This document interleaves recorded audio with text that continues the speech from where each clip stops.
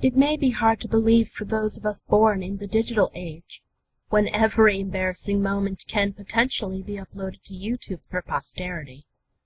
But an estimated 70% of all films from the silent era are thought to be lost. Of the silent film directors whose works have largely vanished, perhaps the most intriguing, well, at least for me, is the German director Kai Winkelmann, born in 1887, died in 1926. Although influential in his own era, he has since been largely forgotten, for reasons which I believe will become readily apparent if you listen further ahead. Winkelmann was born on September 18, 1887, in Offenbach am Main, the son of a butcher. He reportedly found the family business very distasteful and did not get along with his father, who drank heavily. After serving on the Russian front in World War I, a period of Winkelmann's life which left him permanently traumatized, Winkelmann married a certain Greta Schultz, a woman who he had met at a veterans hospital. He moved with her to her home city of Vienna, Austria, where he began making films for the pioneering producer Joe May. Winkelmann created many moderately successful films while working for May, several of which survive in whole or in part, but by far his most successful work was the Lord Lister serial. The Lister series, based on a series of pulp stories concerning a gentleman thief named Lord Lister, who goes by the nom de guerre Raffles in the criminal underworld, consists of 6 episodes, each about an hour in length. The film bears a somewhat superficial resemblance to their source material. In the original novels, as in the first 2 episodes of the Lister serial, Lord Lister is a somewhat sympathetic Robin Hood-like figure, a la Arsène Lupin, who rarely commits any particularly egregious misdeeds. In Winkelmann's Lister serials, however, he became a much more sinister figure, a seemingly omnipotent master of crime who is not above rape and mass murder. In the serial, as in the novels, Lord Lister is pursued by Scotland Yard detective named Baxter. In the early installments of the serial, Baxter is portrayed as a figure of fun, an incompetent drunkard who is always outwitted by the master thief. But, in later episodes, Baxter becomes a tragic figure, an honest lawman who is helpless to prevent the atrocities of his implacable persecutor, Lord Lister. Although Lord Lister is played by several different actors, the idea being that his true face was unknown, Detective Baxter was always played by Winkelmann's friend and confidant, actor Olaf Schneider. Olaf Schneider became close friends with Winkelmann shortly after the latter began working with Joe May. The two could not be any more different in appearance or in temperament. Schneider was wealthy, muscular, and a lover of fast cars and boxing, while Winkelmann was a recluse and often in poor health. Nevertheless, the two shared a close relationship, perhaps finding common ground over the tragedies in their respective pasts. Winkelmann had had an abusive childhood and was left mentally scarred by his service in World War I, while Schneider's wife had committed suicide in 1918, leaving him to raise her infant daughter alone. The contents of the first 5 Lister films, insofar as they can safely be reconstructed at all, only one of them survives, and even then only in an incomplete print, are as follows. Lister Trick ein. Enter Lister. The screenplay was this first episode, was written by none other than legendary director-screenwriter Fritz Lang. In this installment, Lister, who is living under the assumed name Lord William Aberdeen, manages to steal a valuable painting during an art exhibition. The bumbling Detective Baxter eventually manages to arrest Lister, but the latter escapes, switching identities with a guard in a clever ruse. A spectacular chase scene ensues, during which Lister, of course, escapes. Lister schlagt zurück. Lister hits back.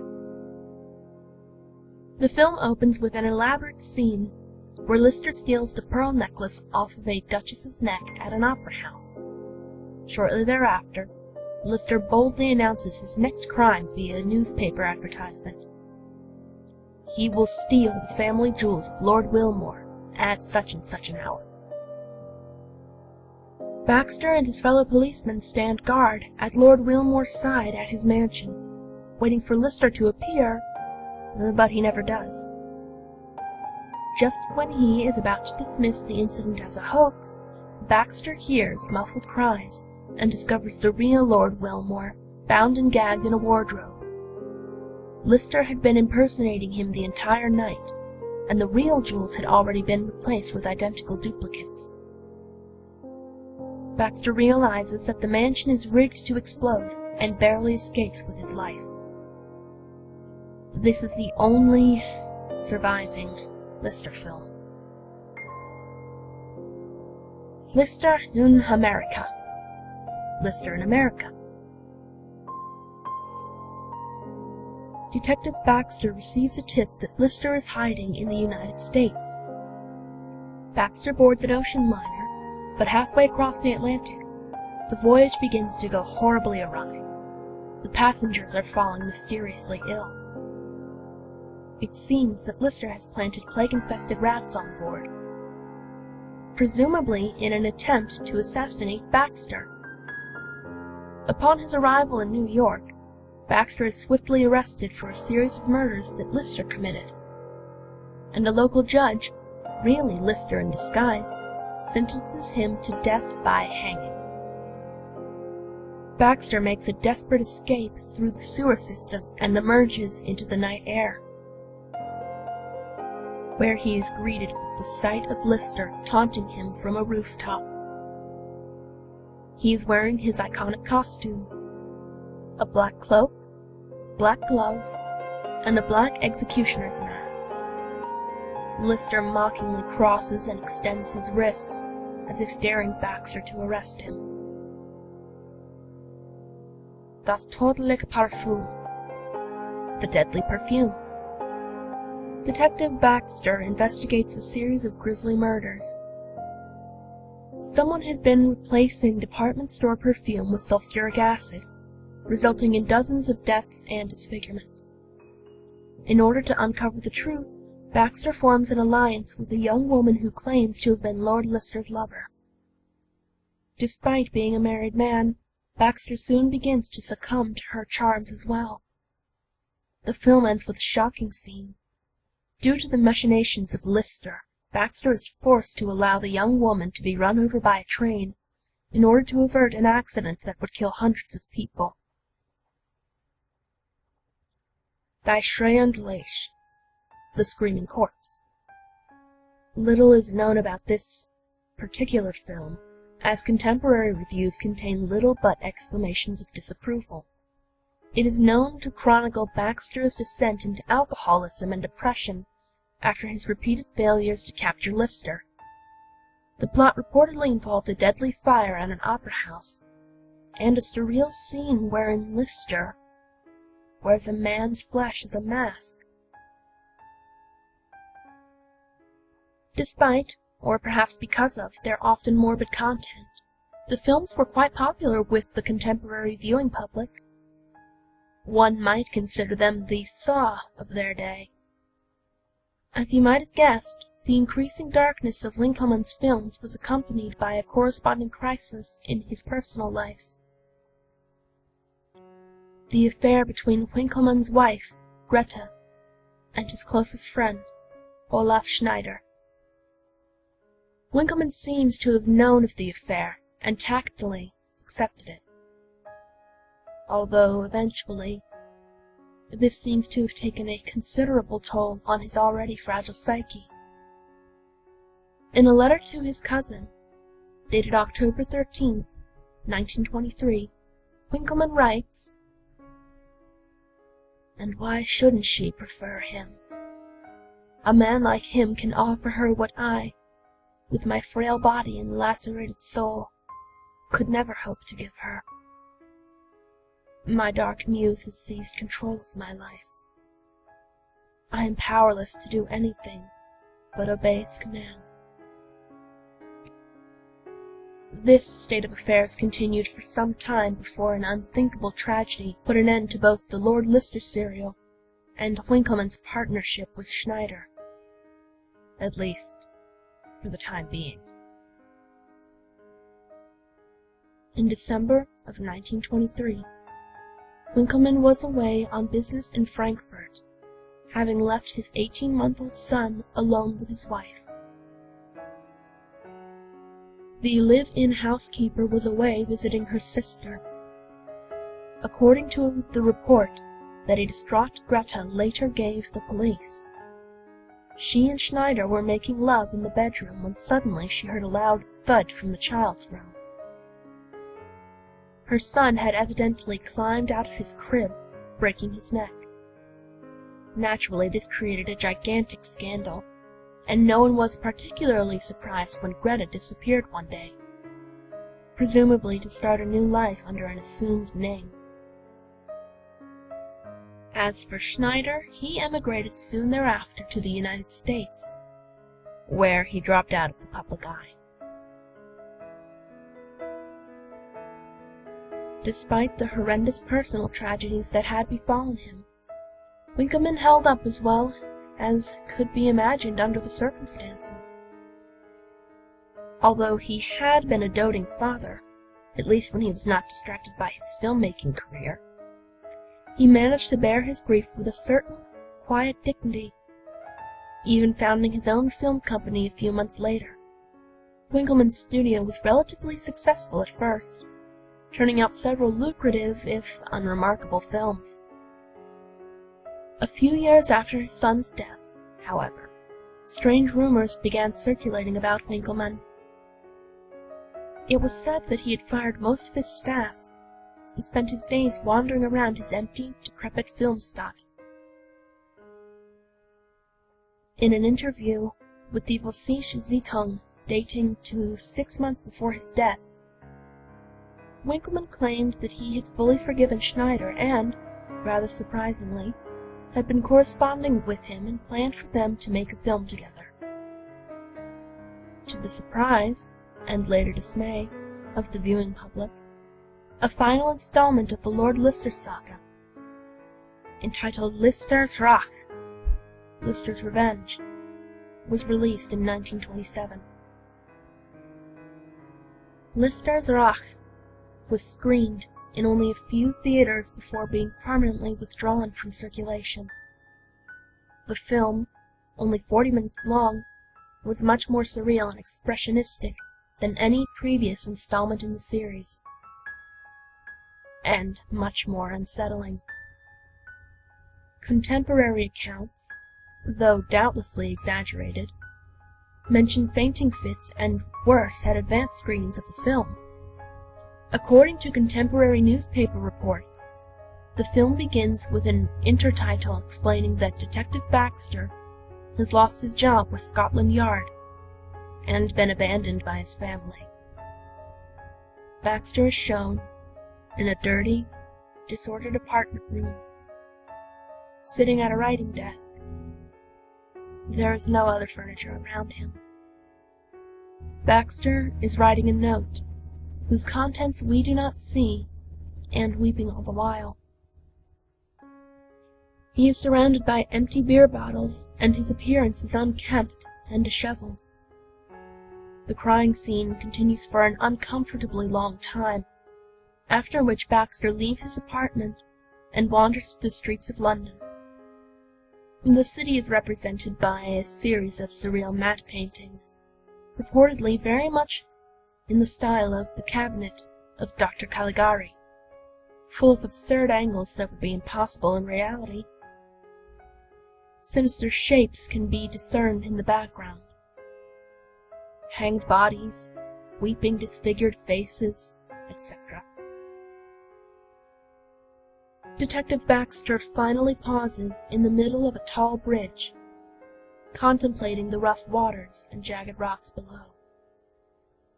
It is clear that he is considering suicide. Suddenly, a dark shape materializes at the other end of the bridge. It is Lister, wearing his usual executioner's hood and cloak.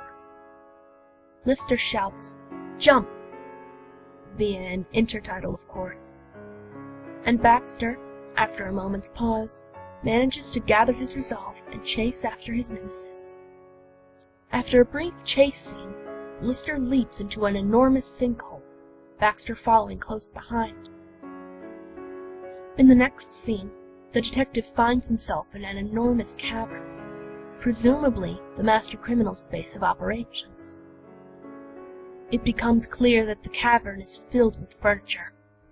A dining table with chairs, a wardrobe, a wash basin, even a bookcase. Baxter cautiously approaches the table, soon realizing, to his horror, that all of the furniture appears to be made of human bone. In the center of the cavern is an enormous pile of human body parts, casually stacked together like a compost heap. Baxter recoils in horror and attempts to run back to the entrance of the cavern. But it is too late. Lister, with 2 other masked men on either side of him, is swiftly approaching, carrying an axe.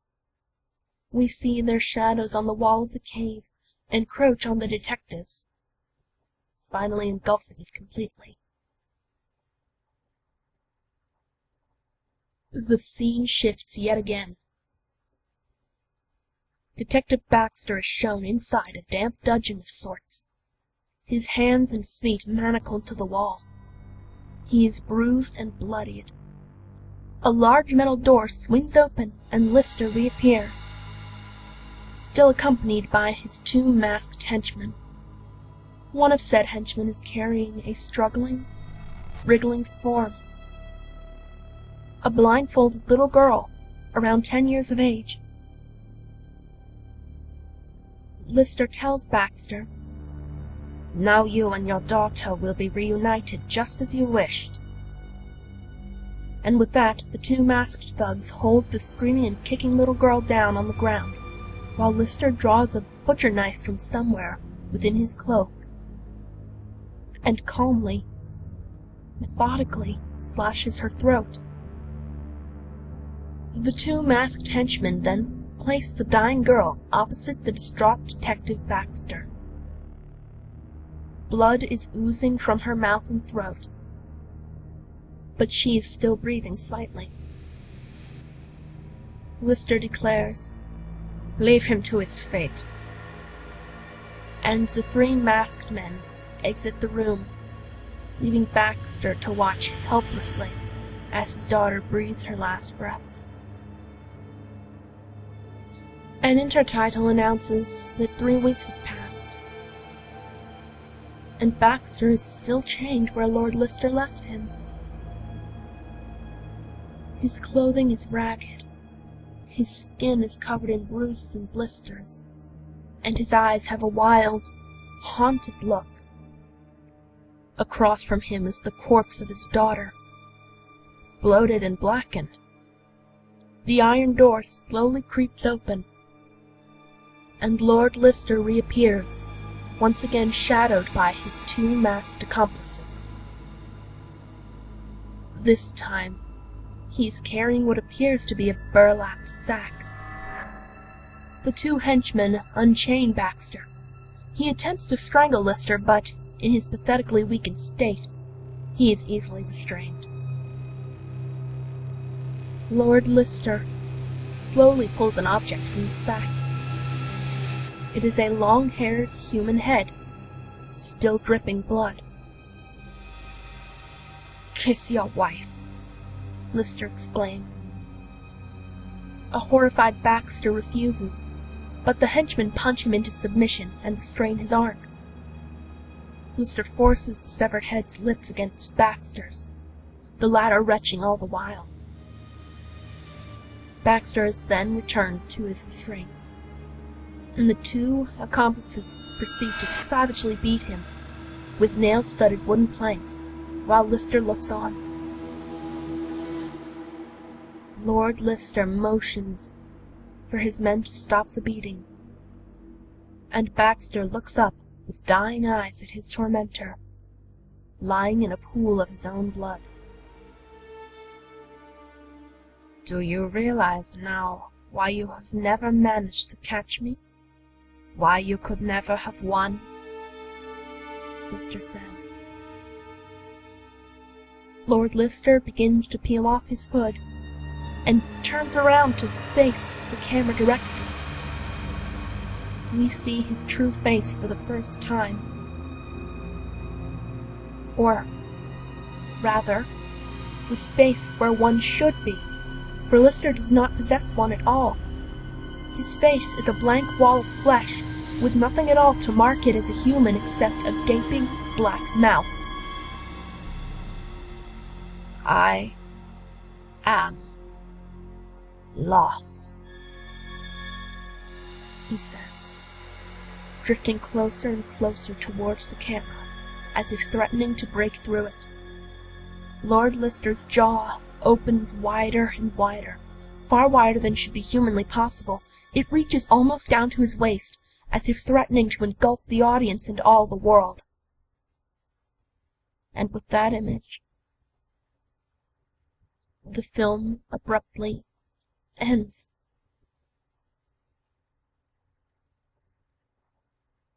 Lister's Rache was a resounding failure with audiences at advanced screenings, and it was quickly pulled from theaters.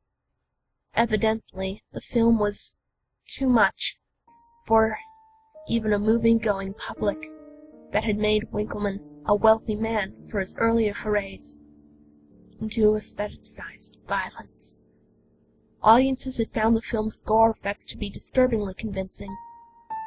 So convincing, in fact, that many suspected that they were not effects at all, and a warrant was soon issued for Winckelmann's arrest. After the police had searched in vain for Winckelmann at his home, a fire was reported at his downtown film studio. Several hours later, Winckelmann's body, having been pulled from the smoldering ruins of his film stock, was identified using his fingerprints. Though his garments were badly burned, he appeared to have been dressed in black. The bodies of Olaf Schneider, his 10-year-old daughter, and his former lover, Greta Winckelmann, were never recovered. Like most of Winckelmann's films, Lister's Rache has vanished almost without a trace. Some copies were lost in fires, an unfortunately very common occurrence, as early film stock was highly flammable, while others were deliberately destroyed. There is an interesting, though almost certainly apocryphal, anecdote in Christian Eckheim's Modern Scharmärchen aus der Stummfilmzeit about a rediscovered copy of Lister's Rache, which bears repeating here, if only for its dramatic interest. In 1974, so the story goes, Peter Fleischer, an Austrian film collector, acquired a copy of Lister's Rache at an auction. After viewing the film on his private projector, he began to experience headaches, nausea, and finally hallucinations. He reported seeing a figure in a black cloak out of the corner of his eye, and the figure would vanish as soon as he turned his head. At first, this figure would appear to be far away, but it seemed to come closer over time. Eventually, Fleischer began to suffer from insomnia. The figure would stand over his bed at night, but disappear as soon as the light switch was turned on. Every appearance of this figure would cause a feeling of intense despair and dread in Fleischer. After several weeks of agony, Fleischer finally burnt the film reel in his fireplace. The hallucinations ended, but an inexplicable smell of charred flesh lingered over the chimney. The same book also refers to a rather strange urban legend concerning an alleged curse that hung over the life of Kai Winkelmann. While serving on the Russian front during World War I, so the story goes, a dying prisoner of Romani descent who had been captured after a particularly bloody skirmish cast the evil eye on the young lieutenant. "The weight of the deaths you have caused will follow you like a cloud," the man is reported to have said. Perhaps this was the dark muse Winkelmann spoke of in his letters? It bears mentioning here that Winkelmann's sketchbook from his stay at the Veterans Hospital contains numerous line drawings of a faceless, cloaked figure. Regardless of what you think of the supernatural, ask yourself this: who is more real? Hamlet or Shakespeare? Dickens or Oliver Twist? Charles Foster Kane or Orson Welles?